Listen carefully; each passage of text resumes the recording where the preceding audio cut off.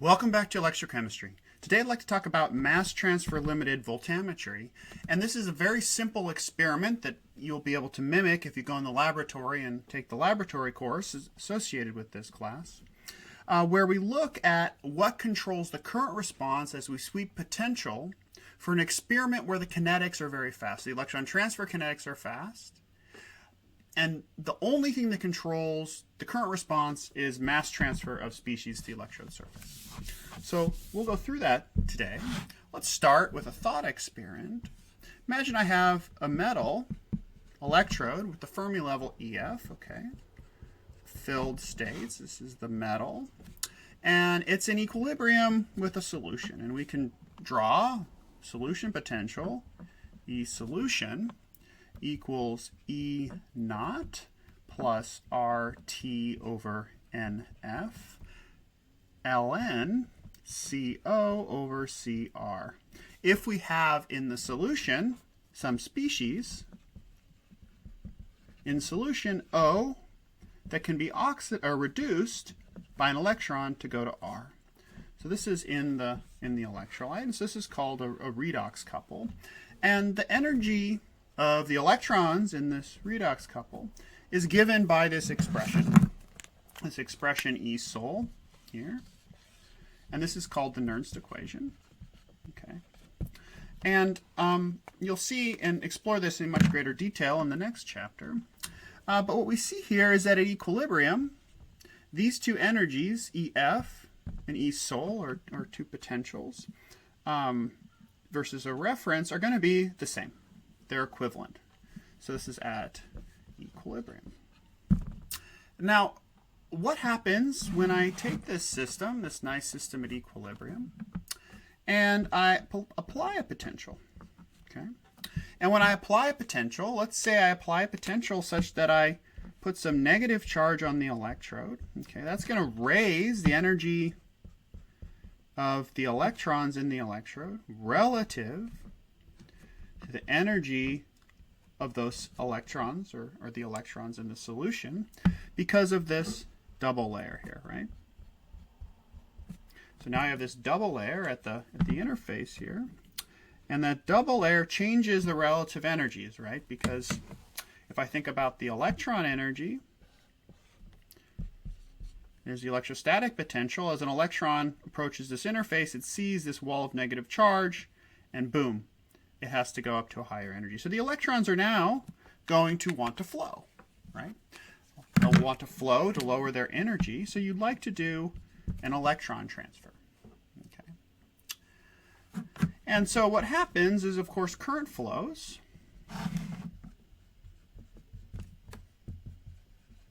Okay, current flows.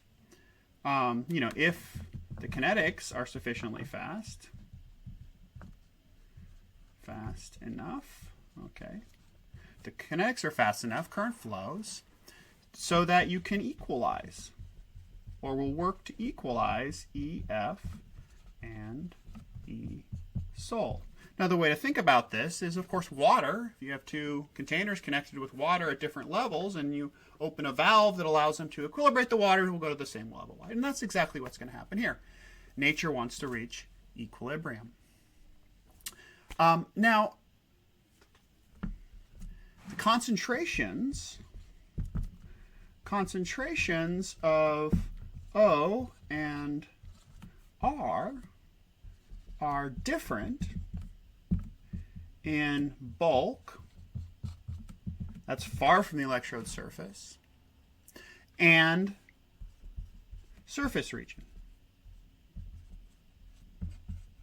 right? Because we're going to consume electrons, right, by driving this reaction here. O plus an electron goes to R. So we're going to make R here, and we're going to consume O.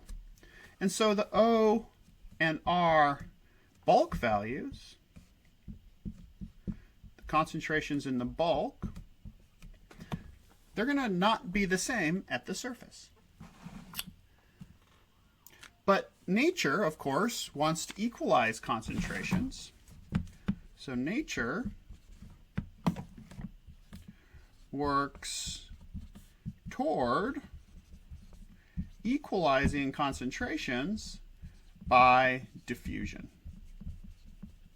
Okay, so nature works to equalize these concentrations by diffusion, and a species will be brought towards the surface. So we'll continue to bring O towards the surface, and we'll push R away by diffusion. And what we're going to try to do is understand this process in this electrochemical cell. Now, there are other ways current in solution, O and R, can move. We're going to focus on diffusion in this chapter. Diffusion, by definition, is flow from higher to lower concentration. And I mentioned also these other forms of transport, which are migration, flow due to an electric field, if you have a charged particle, for charge particle, and convection, which is movement of solution, like if you were stirring. Okay. We're going to talk about transport by diffusion, and we're going to talk about when it's completely diffusion controlled reaction. Now, the general transport equation,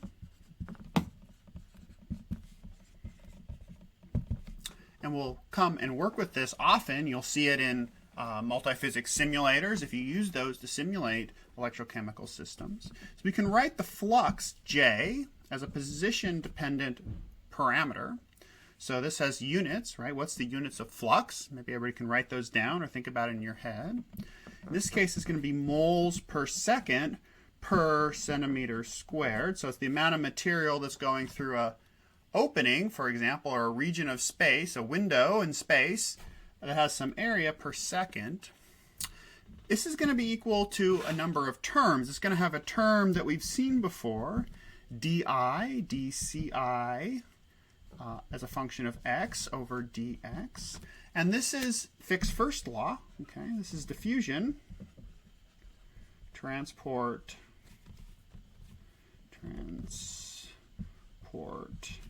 by diffusion.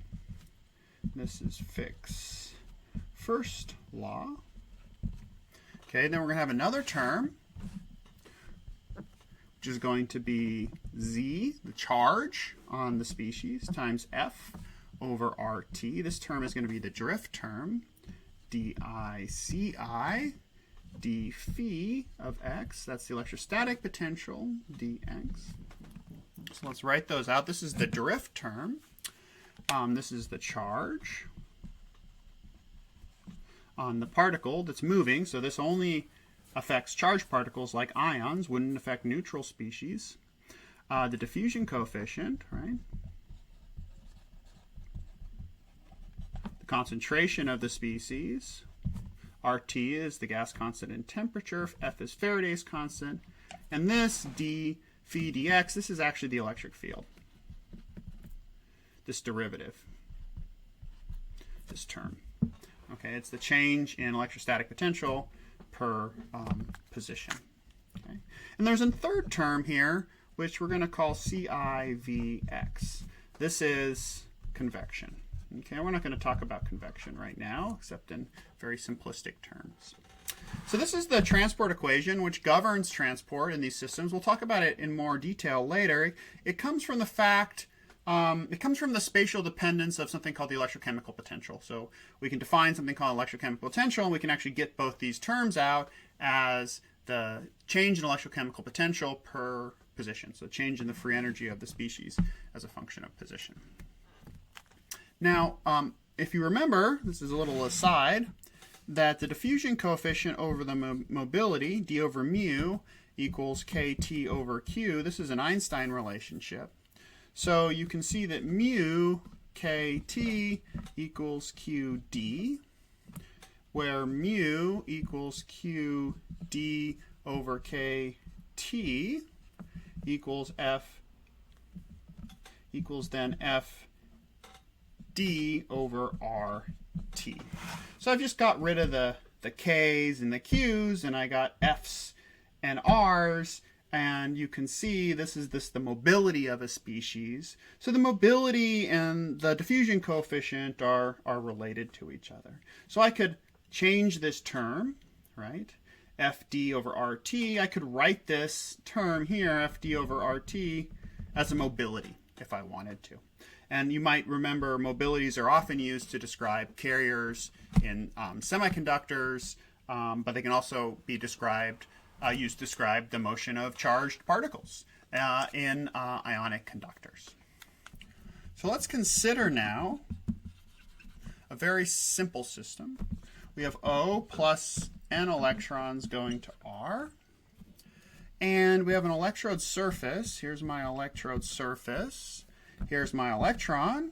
Here's my electron transfer process, O going to R. I'm going to define something here, C, O of the oxidized species, so the concentration of the oxidized species at X equals 0. Okay, that's going to be the concentration right at the electrode surface. I'm going to find a distance called delta naught, and that's going to be called the stagnant layer.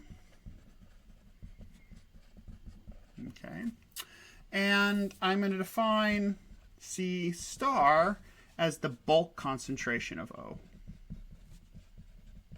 Okay, so this is a model of transport in this system. And when might you get this? Well, if I have an electrochemical cell, okay, and I have my reference electrode, say I have a working electrode, and say this working electrode is a little disc electrode, so the electrode's right at the bottom, and I have my counter electrode, okay, counter electrode.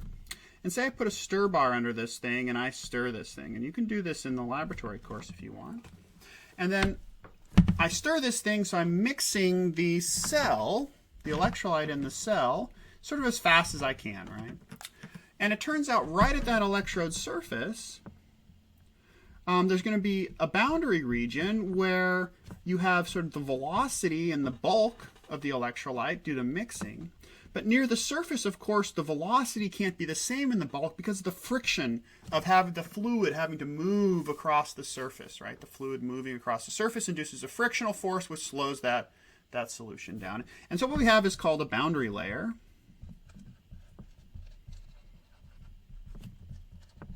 Now, and we can treat that boundary layer as a stagnant layer. So we're just going to do the simplest possible model and say, well, okay, some of the solution, the bulk, okay, the bulk over here, this is going to be the bulk, kind of going out to infinity, where the concentration is kept constant because of stirring.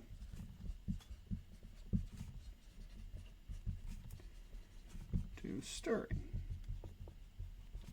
And then we're going to have the stagnant layer,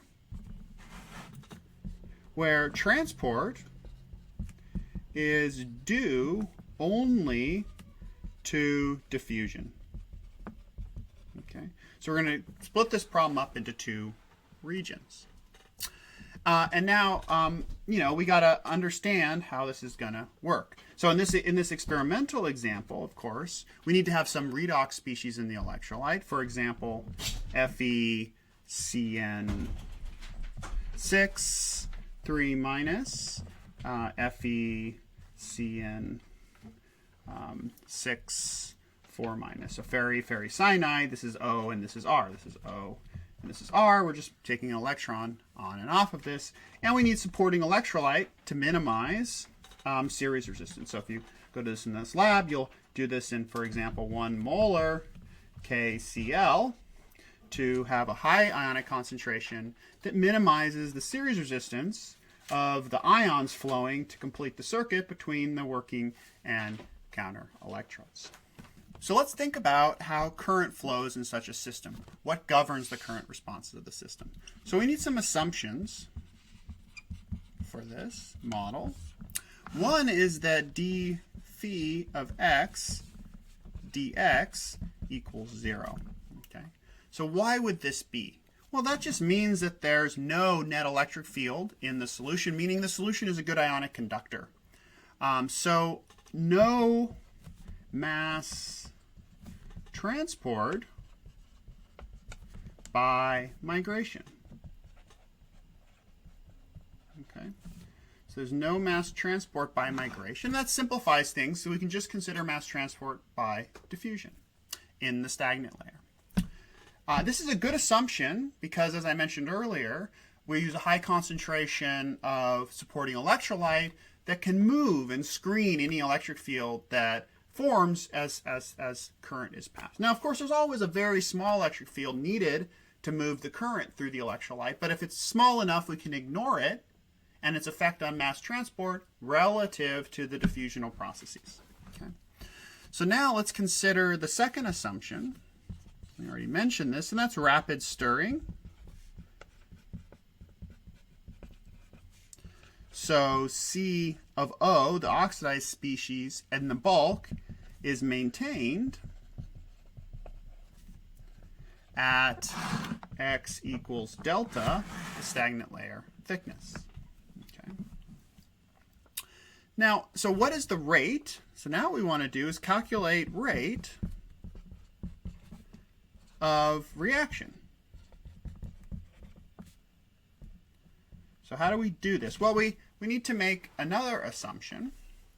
We need to make the assumption that the surface reaction is purely controlled by the rate at which species diffuse to the surface. And this means that the kinetics for electron transfer are very fast.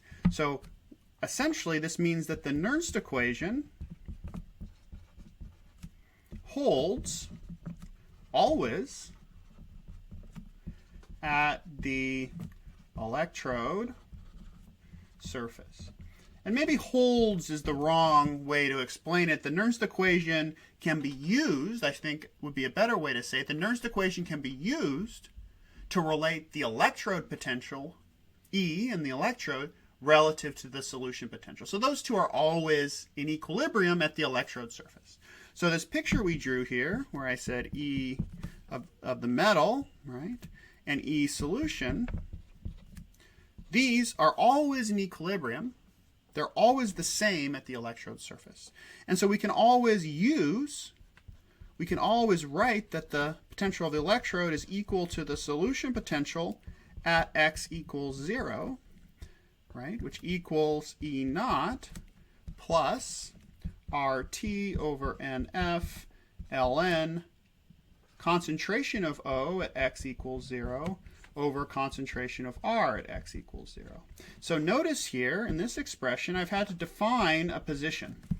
And I have to define a position because in fact the concentrations can change as a function of position. Okay.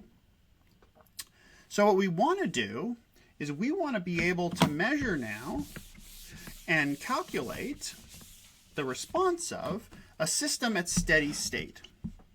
So we want the steady state current the system is passing when we're diffusing species to the surface and they're getting oxidized or reduced at a rate that's maximal because the kinetics are fast. Okay, so it's purely controlled by how fast the species get to the surface. It's not affected at all by the rate of electron transfer because the electron transfer is essentially instantaneous in this assumption. Okay, so what does steady state mean? Well, steady state means that the concentration gradients, dC, dx, are not functions of time. They don't change with time. So another way to say that is dC, dt is equal to 0. Okay, so the concentrations are not changing as a function of time. Now, we could imagine, for example, that several situations, right? So if I wanted to plot C, O as a function of x, imagine I am applying a potential to the surface of the electrode, right? And I told you that the potential you apply is going to modulate the concentration of O and R at the electrode surface. X equals 0 at x equals 0. So if I change the potential of the electrode, I will change the concentration of O and R at the electrode surface because this is what we call Nernstian. This is a Nernstian response, meaning the electrode potential is just given by the Nernst equation, taking the concentrations of O and R at the surface. This is thermodynamics. This is fast kinetics. So the kinetics don't matter.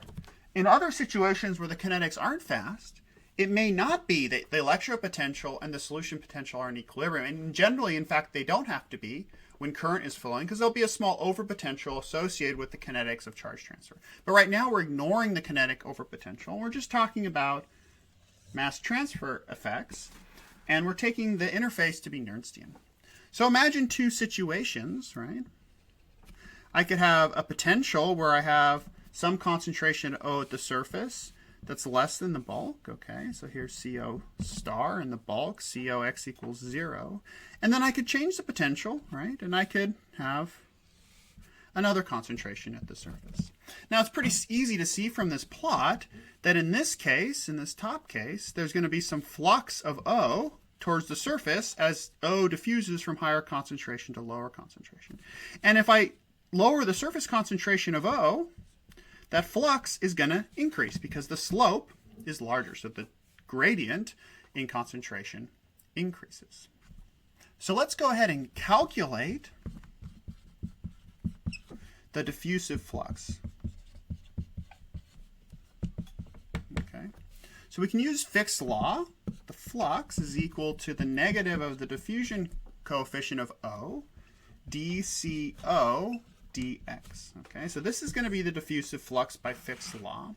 And this is approximately going to be equal to, in our model, right, diffusion coefficient times CO star minus COx equals 0. Okay, divided by stagnant layer thickness delta. So why is this? Why does this work? This is really equal if we take all the assumptions we've made to be valid. So why does this work? Well, remember our electrode surface, right? We have this stagnant layer. At the electrode surface, we have some surface concentration of O, CO, and this is X, okay? And we have some bulk concentration, CO star.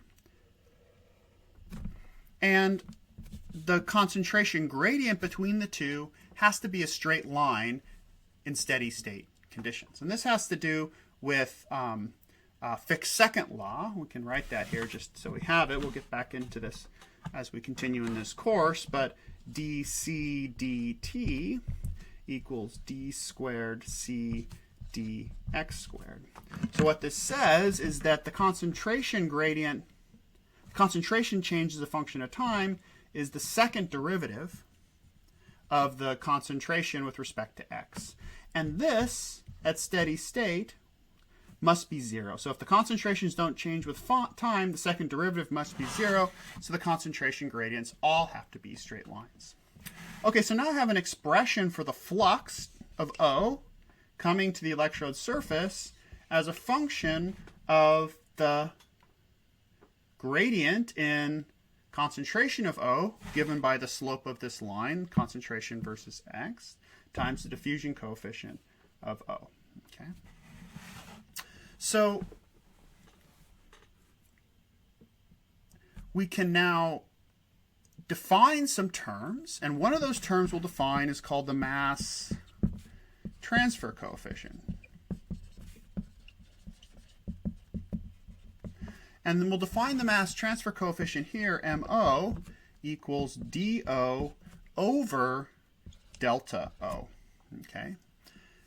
And we do this to simplify this problem, so we make it not depend on any specific stagnant layer thickness and any specific diffusion coefficient.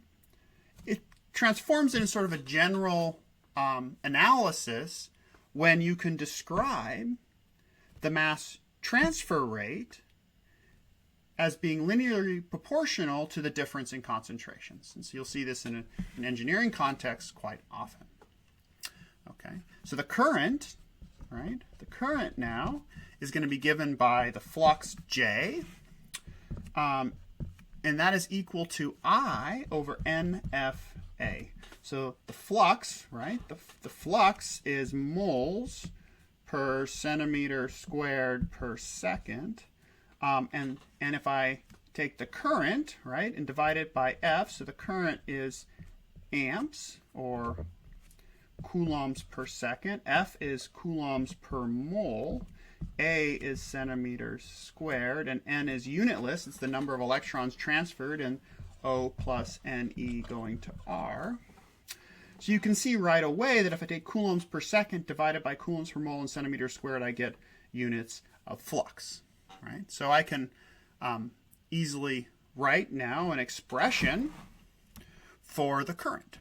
So I over NFA equals MO, the mass transfer coefficient of O, times the bulk concentration of O minus CO, X equals 0. Okay, and we're defining as sort of positive current, species O, coming to the electrode surface, okay, and getting reduced. And that's just the nomenclature that Barden-Faulkner uses, the definitions that Barden-Faulkner uses. Okay, so here's an expression now. How can we understand now what R does? Well, R is also produced at the electrode surface when C is consumed, O is consumed, right? So we know that the current has to also be equal by continuity, current continuity, to the mass transfer coefficient of R times CR at X equals 0 minus CR star. Okay, so now there's a flux of R away from the surface to compensate the flux of O to the surface. Because remember, O is getting... So one thing to now remember, though, is that both CO at X equals 0 and CR at X equals 0 are functions of potential E, right? And we've mentioned this before, and this is because the reaction has fast electrochemical kinetics, and we call this Nernstian. So the electrode potential E is equal to the standard potential plus RT over NF, standard potential with my knot there, times the natural log of CO, X equals 0, over CR, X equals 0. Okay, and this is, again, for a Nernstian reaction. This is the electrode potential. This is the standard potential. And that's the ratio of the concentrations at the electrode surface. Let's consider a situation where the electrode is very reducing. Okay, so if E is much, much smaller than E naught, then what happens? Okay, well, what happens to this expression? So if E is much, much smaller than E naught, this term needs to be negative. Okay, that means CR has to be very large compared to CO, or this ratio has to go to 0. Okay, so what that means is that the concentration of O at X equals 0 must go to 0, right? Because if O is getting converted to R, you'll be generating R at the electrode surface. This ratio will go to 0.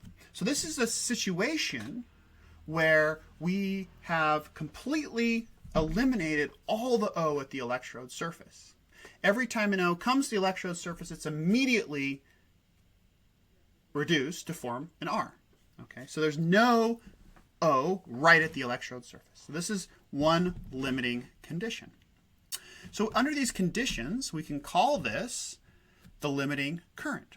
So we call IL under conditions where CO, X equals 0, goes to 0, equal to NFA MO star. Okay, so that's just from this expression. That's the limiting current that this system can supply. This system cannot pass any more current than that, right? Because I have the maximum gradient in the concentration between the bulk and the surface, because the surface concentration is 0, right? So if I made a plot here, right, I have this plot. Let's move it up here, actually. I had this plot of concentration of O versus X. O can't get any less than 0 at the surface, so dCO dx is at its greatest value. So no matter how much more I change the potential, right, I can make the potential as negative as I want. Once effectively this reaches 0, such that O is a few orders of magnitude smaller in concentration than R, you have the maximum gradient in the flux, and you've reached your limiting current. Okay. So now I can now write an expression. I can use this expression here, right? I can take this expression, and I can solve for the concentration of O at the electrode surface in terms of the limiting current. So I can write that COx equals 0. So if I solve for that, and I'm going to plug in here, IL equals NFA MOC naught for this part of the expression, right? I'm going to move that to the other side and plug that in. And then I can get a concentration of O at the surface in terms of IL minus I over NFA MO. Okay.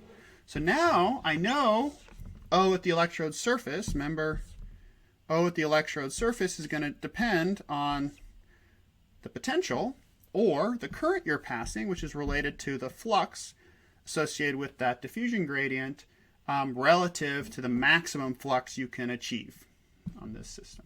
Okay, it should be in parentheses there.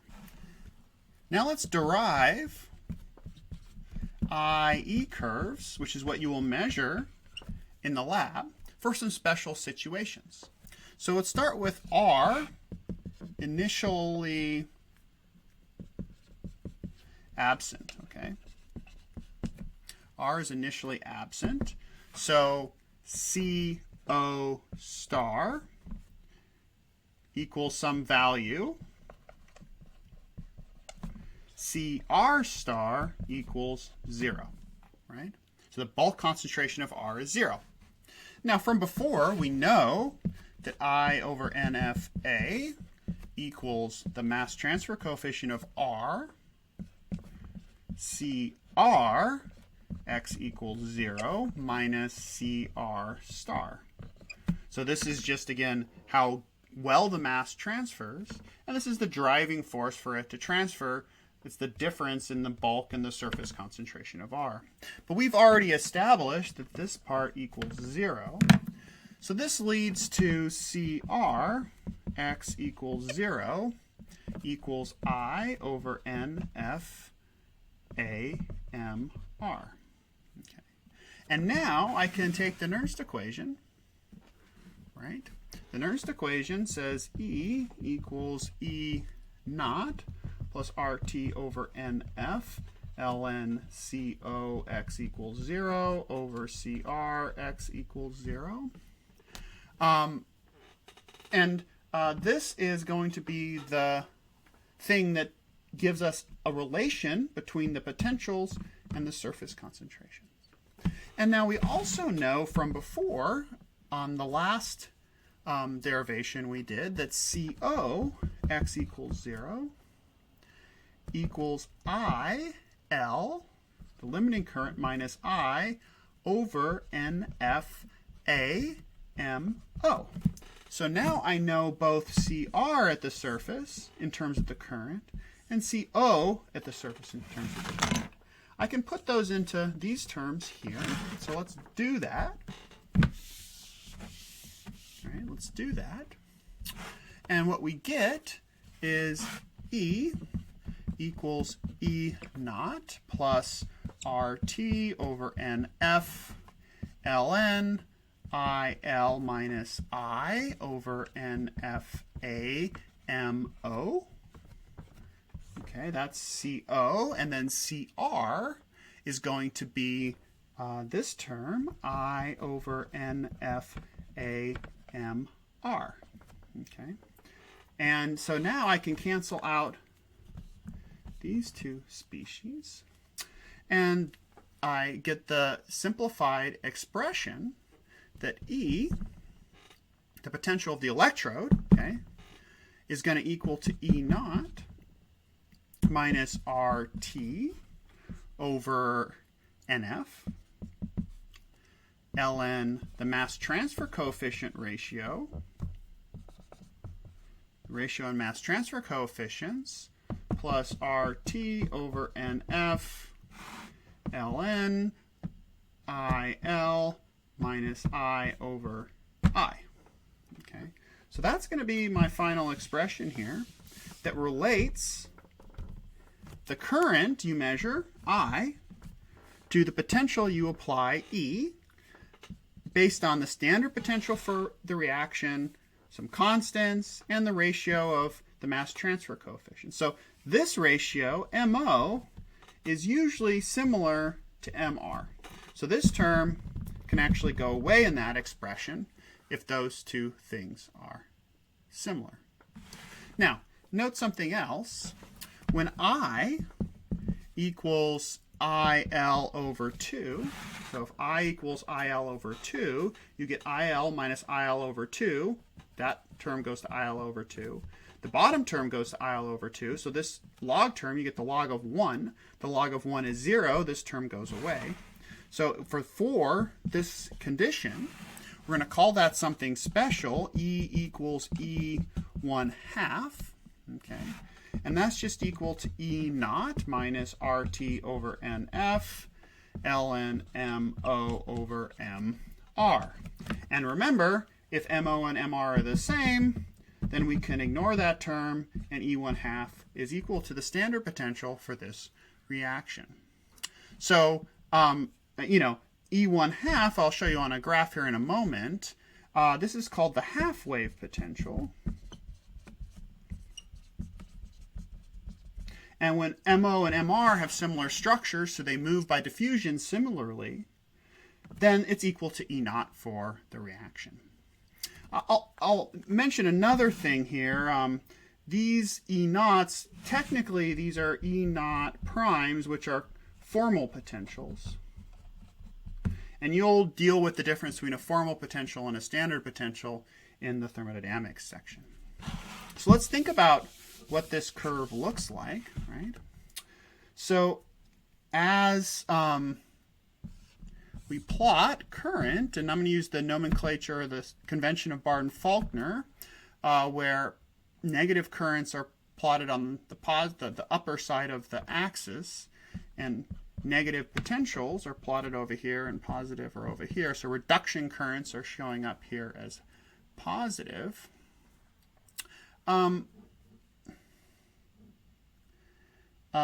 What happens is the current, as you sweep it, right, shows this sort of step-like function. And maybe we should write the expression so we see that. Let's write it for E equals E naught plus RT over NF ln IL minus I over I. I'm going to assume MR equals MO, so I can get rid of that middle term. So you can see here that when I approaches IL, right, this term starts approaching positive infinity, right? When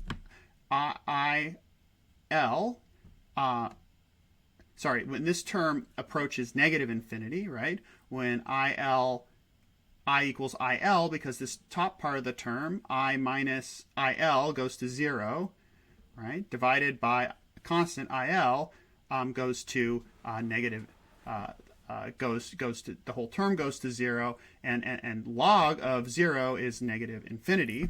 So the potential gets very negative, okay? So that's this part of it. So basically what it's saying is you can't pass any more current, right, than the limiting current, IL, which makes sense, okay, in the graph. And then when you're at halfway up, IL over 2, we plug that in there. We call this E1 half, which is approximately E naught. Put the prime in there for the formal potential, or the standard potential in this approximation when the mass transfer coefficients are the same. And so this is what this system looks like when CR star equals 0. So when there's no R initially present. Now let's do a second case where you have both O and R present. Okay. So now we must distinguish between a cathodic limiting current, and we'll call that ILC, and an anodic limiting current, and we'll call that ILA. Okay. So ILA is negative NFA MRCR star, which we can derive as we did for the situation of ILC earlier, the cathodic limiting current. And this is, of course, defined when CR x equals 0 equals 0. So when you have the maximum gradient in your potential. Sorry, not in your potential, in your concentration of R. Okay. And we knew that this expression, as before, can be used to define CR at x equals 0. So just like we were able to define CO at x equals 0, we can use this definition of the limiting current to define CR at x equals 0 as a function of limiting current is going to be I minus ILA. And you can go back and watch the part of the video where we derived this for CO of x equals 0. It's identical over NFA, the mass transfer coefficient of R. Okay, so now we can again go to our Nernst equation, right?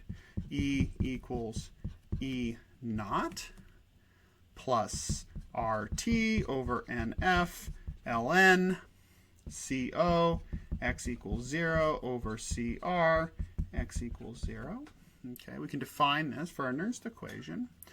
And this is going to be, now we can plug in these terms, right, from what we derived here and what we derived previously. And we see that we get something very similar, E naught plus RT over NF ln of ILC minus I over I minus ILA. So those are just coming from those two terms. And then we have this mass transfer term minus RT over NF ln MO over MR. Okay, so this is the expression now when both O and R are present. And we can plot this, kind of what we expect to see here. Right? I, and this is going to be cathodic. So we can plot this, and we'll see that you get a ILA, a limiting anodic current, a limiting cathodic current, ILC, and the curve passes through 0, and we define the current, the potential where the current is 0 at I equals 0, E equals E EQ. And this is the equilibrium potential. And that's where the solution potential as defined by the Nernst equation using the bulk concentrations is equal to the electrode potential. Okay, so no current wants to pass. And we can write that more explicitly. CO x equals 0 is going to be equal to CO star, and CR x equals 0 is going to be equal to CR star. Okay. This formulation shows you what happens, again, in a situation that can be described by a stirred solution, a stagnant layer, delta, which has some diffusion of species through it, and both O and R at some concentration in the bulk. Now, as an assignment, as a practice assignment for you, and we'll go over this in class, or you can work through it on your own, I'd like you to think about this curve here. Imagine I go to the lab and I measure this curve. So this is going to be a reduction current, an oxidation current. I should really write reduction and oxidation, or cathodic and anodic versus plus and minus, because the signs get confusing. But imagine I measure a curve, okay, that looks like this. And I'm going to put some points on here. Let's call this A. Let's call this B. Let's call this C. Let's call this D. Let's call this E. Okay. And what I want you to think about,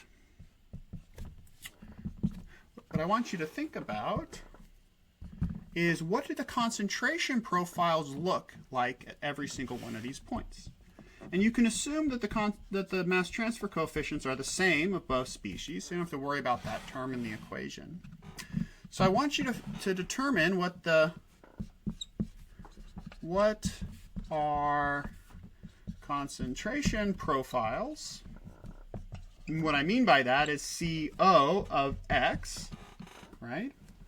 And CR of X. So you might draw a plot that has things like delta. This is X.